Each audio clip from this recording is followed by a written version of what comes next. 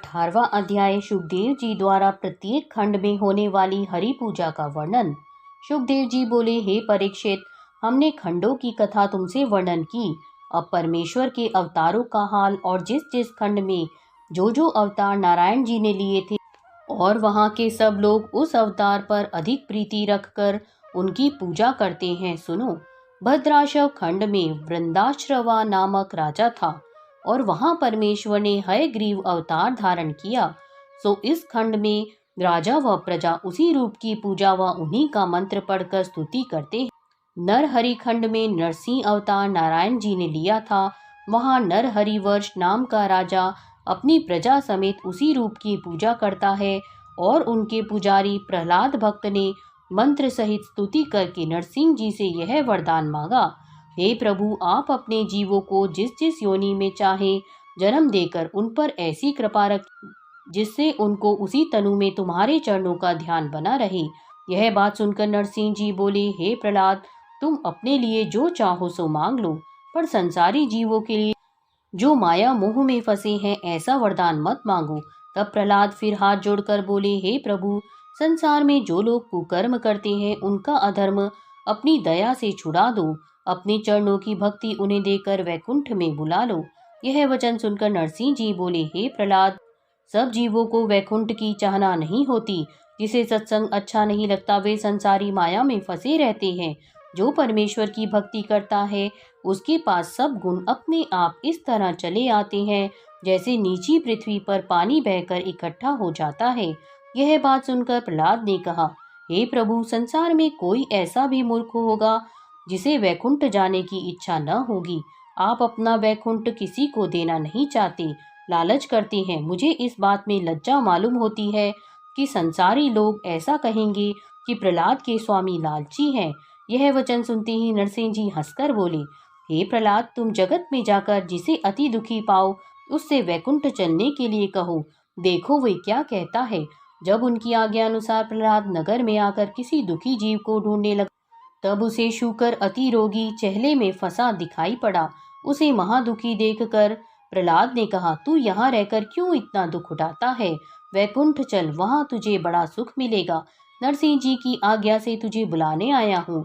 यह बात सुनकर शूकर ने पूछा, वैकुंठ में क्या सुख है? जब प्रहलाद ने वैकुंठ का सुख वर्णन किया तब वह शूकर बोला कि मैं अकेला वहां नहीं चल सकता, कुटुंब समेत कहो तो चलूं। तुम नरसिंह जी से पूछाओ। यह वचन सुनते ही प्रहलाद ने जाकर नरसिंह जी से पूछा। वे बोले, बहुत अच्छा, सबको ले आओ। जब फिर प्रहलाद ने आकर उस शूकर से परिवार समेत चलने के लिए कहा, तब उस शूकर की स्त्री ने प्रहलाद से पूछा कि वैकुंठ में हमारे खाने के लिए विष्ठा है या नहीं? प्रहलाद ने कहा, वहाँ विष्ठा नहीं। शूकरी आपस में सम्मत करके बोले, वहाँ विष्ठा नहीं है और सब अच्छे अच्छे पदार्थ भोजन करने के हैं। तब शूकर व शूकरी आपस में सम्मत करके बोले कि हमें यहाँ बड़ा सुख है, हम लोग वैकुंठ में न जाएंगे। यह बात सुनकर प्रहलाद ने कहा कि तुम बड़े मूर्ख हो जो वैकुंठ को नहीं चलते। जब यह बात सुनकर वह शूकर प्रहलाद की ओर घूरने लगा, तब वे दूसरा जीव वैकुंठ में ले जाने के लिए ढूंढते हुए एक वृद्ध मनुष्य के पास जाकर बोले कि अब तुम बूढ़े हो, वैकुंठ में चलकर वहां का सुख भोगो। यह बात सुनकर वह बोला कि अभी मुझे संसार में जीकर अपने बेटों का मुंडन व विवाह करके नाती पोते देखने हैं। तुम्हारे कहने से अभी मर जाऊं, तुम यहाँ से चले जाओ। हमारे बेटों के सामने ऐसा वचन कहते तो वे तुम्हें दंड देते। जब प्रहलाद ने उस बूढ़े की बात सुनकर हार मान ली, तब नरसिंह जी के पास आकर विनय किया, हे प्रभु, संसार में सब छोटे बड़े अपने अज्ञान से माया मोह के जाल में फंसे हैं, इसलिए कोई मनुष्य वैकुंठ जाने की इच्छा नहीं करता। यह वचन सुनकर नरसिंह जी बोले, हे प्रहलाद, जगत में जिस जीवन ने जो तनु पाया है वह उसी योनि में मग्न रहता है।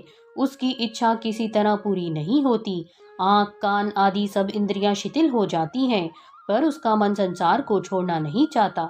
यह बात सुनकर प्रहलाद ने नरसिंह जी को दंडवत करके विनय किया, हे प्रभु, यह सब आपकी माया है। जिसको आप दया करके ज्ञान देते हैं वह वैकुंठ जाने की इच्छा करता है। सबको ज्ञान प्राप्त होना बहुत कठिन है।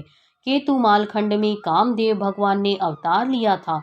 वहाँ लक्ष्मी जी प्रजा सहित मंत्र पढ़कर उनकी स्तुति व पूजा करती हैं। रमन खंड में परमेश्वर ने मत्स्य अवतार धारण किया था। वहाँ रमणक नाम का राजा अपनी प्रजा सहित मत्स्य रूप की पूजा करता है। हिरण्मय खंड में नारायण जी ने कच्छप अवतार लिया था। वहाँ हिरण्मय नाम का राजा अपनी प्रजा सहित उसी रूप की पूजा व स्तुति मंत्र पढ़कर करता है। कुरुखंड में भगवान ने वराह अवतार धारण किया था।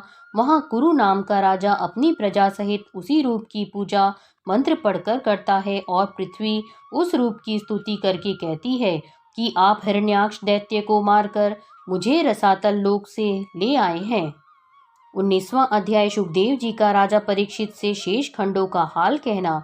श्री सुखदेव जी बोले, हे राजन, किम पुरुष में श्री रामचंद्र जी विराजमान हैं और हनुमान जी मंत्र से उनकी पूजा व स्तुति करके कहते हैं, हे भगवान, आपने केवल संसारी जीवों का शुभ मार्ग दिखलाने और कृतार्थ करने के लिए नर तरु धारण किया था। रावण आदि को मारने के लिए अवतार नहीं लिया था। आप चाहते हो तो अपनी इच्छा से राक्षसों का वध कर देते। आपने वन में जानकी जी के वियोग में विलाप किया था।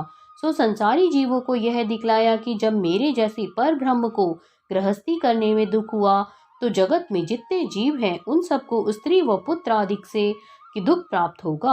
आपने नर तनु इसलिए धारण किया कि आपकी शरण में आने वाले ऐसा सुंदर रूप छोड़कर दूसरे को क्यों भजेगा। परमेश्वर ने भरत खंड में यह विचार कर नर नारायण का अवतार लिया कि इस खंड के मनुष्य कलयुग में तप व जप नहीं कर सकेंगे, इसलिए मैं तपस्वी रूप होकर बद्री केदार में बैठा रहूं।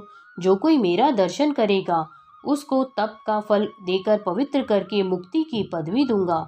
इसलिए अभी तक नर नारायण बद्रिका आश्रम में बैठे हुए तप करते हैं। वहाँ नारद जी सांख्य योग से मंत्र पढ़कर पूजा व स्तुति करके कहते हैं, हे दीनानाथ, संपूर्ण जगत की उत्पत्ति, पालन और नाश करने वाले आप ही हैं।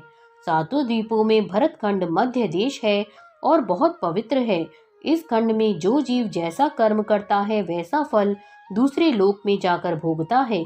इसलिए कर्म भूमि भरत खंड का किया हुआ पाप व पुण्य खेत के समान बढ़ता है। भरत खंड के सिवा दूसरे जो 8 खंड हैं वहाँ सदा त्रेता युग के समान रहता है। कलयुग अपना प्रवेश नहीं कर सकता। वहाँ के रहने वाले निवासी सदा देवताओं की भांति स्त्रियों को साथ लेकर भोग व विलास किया करते हैं। उनको वहाँ सदा वसंत ऋतु व इंद्रलोक के समान सुख बना रहता है। किसी बात का दुख नहीं होता। चारों वर्ण का विचार केवल भरत खंड में है।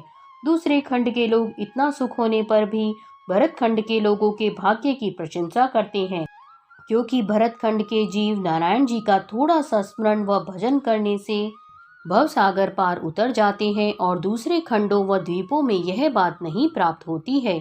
आपने बड़ी कृपा करके इस खंड में अवतार लिया, फिर भी कलयुग के मनुष्य कपट, आलस्य और अभिमान में लिप्त रहेंगे।